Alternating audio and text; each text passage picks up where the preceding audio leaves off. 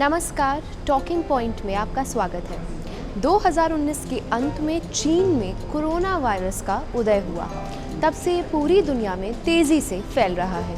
इस corona virus को SARS कोविड-2 कहा जाता है और जिस बीमारी का कारण बनता है उसे कोविड-19 कहा जाता है।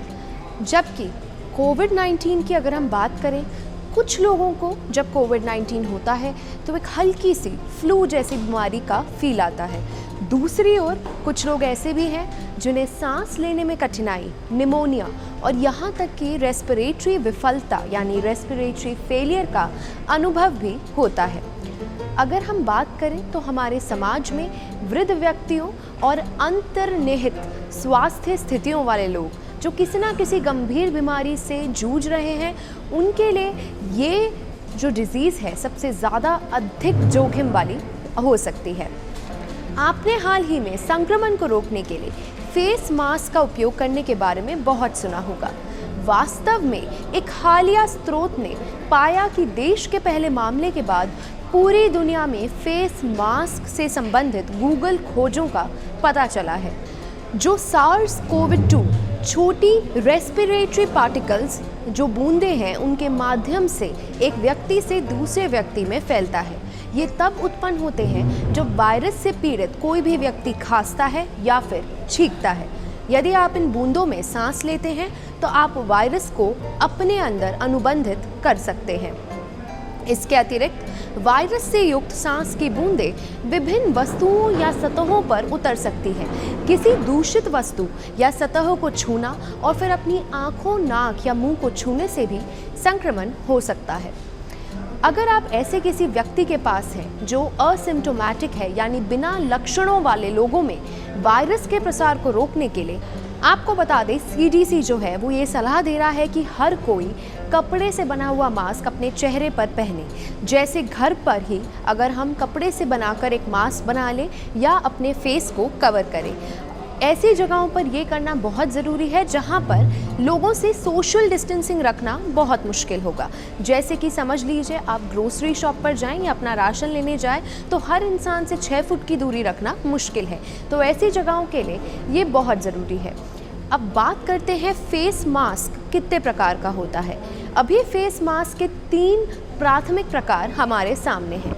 जब आप कोविड-19 की रोकथाम के लिए फेस मास्क के बारे में सुनते हैं तो आम तौर पर 3 प्रकार के मास्क ही दिमाग में आते हैं। सबसे पहला होता है घर के कपड़े से बना हुआ फेस मास्क, दूसरा हुआ सर्जिकल मास्क, तीसरा हुआ N95 रेस्पिरेटर मास्क। आइए अब हम इन सब मास्क को थोड़ा सा और विस्तार से जानते हैं। जो कपड़े से बना हुआ मास्क है वो तब ज़्यादा प्रभावी रहता है जब आप अपने हाथों को हर वक्त साबुन से धोएं, अपना सोशल डिस्टेंस मेंटेन करें, हर इंसान से 2 फुट या 6 फुट की दूरी मेंटेन करें, साथ में ही अपनी पर्सनल हाइजीन को भी रखें। तब ये मास्क आपके लिए बहुत ज़्यादा आप कह सकते हैं बेनिफिशियल रहेगा। वहीं पर ये जो कपड़े से बना मास्क है उसको अगर हम 2 वर्ष से कम उम्र के बच्चों पर लगाएंगे तो उन लोगों को सांस लेने में परेशानी हो सकती है। जो लोग बेहोश होते हैं या जो लोग अपना मास्क हटाने में असमर्थ होते हैं उनके लिए हम कहना चाहेंगे कि आप सर्जिकल मास्क या N95 रेस्पिरेटरी मास्क यूज़ करें कपड़े वाले मास्क की जगह। जो ये होममेड फेस मास्क हैं उनका उपयोग करते समय हेल्थ केयर को अत्यधिक सावधानी बरतनी चाहिए। इन मास्क को आप एक फेस शील्ड के साथ संयोजन में उपयोग किया करें जो पूरे फ्रंट और चेहरे के किनारों को कवर करता है। अब बात करते हैं एक सरल सर्जिकल फेस मास्क की। जो सरल सर्जिकल फेस मास्क होता है वो एक विशेष पेपर जैसी सामग्री से बना होता है जिसका पुनः अगर हम कहें तो उपयोग नहीं किया जाना चाहिए क्योंकि वे संक्रमित कणों को पकड़ सकते हैं और न ही उन्हें साफ कर सकते हैं और न ही उन्हें किसी भी सफाई उत्पाद से प्रभावी रूप से धोया या साफ किया जा सकता है। सर्जिकल मास्क सार्स कोविड-2 के संक्रमण से रक्षा नहीं कर सकता। न केवल ये मास्क छोटे एरोसोल कणों को फिल्टर नहीं करता है बल्कि जो हवा के रिसाव भी मास्क के किनारों के माध्यम से होते हैं सर्जिकल मास्क SARS-CoV-2 के संक्रमण से रक्षा नहीं कर सकते। न केवल ये मास्क छोटे एरोसोल कणों को फिल्टर नहीं करता है, बल्कि हवा के रिसाव से भी मास्क के किनारों के माध्यम से होते हुए अंदर आ जाते हैं और आप सांस लेते हैं। अब अगर हम बात करते हैं N95 मास्क की, तो वो हमें छोटे रेस्पिरेटरी पार्टिकल से रक्षा कर सकते हैं, जैसे कि SARS-CoV-2। हालांकि CDC वर्तमान में हेल्थ केयर सेटिंग्स के बाहर उनके उपयोग की सिफारिश नहीं करता है। इसके कई कारण शामिल हैं। N95 मास्क छोटे रेस्पिरेटरी पार्टिकल से रक्षा कर सकता है, जैसे कि SARS-CoV-2 के रेस्पिरेटरी पार्टिकल्स की हम बात कर रहे हैं, जो खांसते वक्त या छींकते वक्त प्रोड्यूस होते हैं। हालांकि CDC वर्तमान में हेल्थ केयर सेटिंग्स के बाहर इनके उपयोग की सिफारिश नहीं करता है। इसके कई कारण हैं।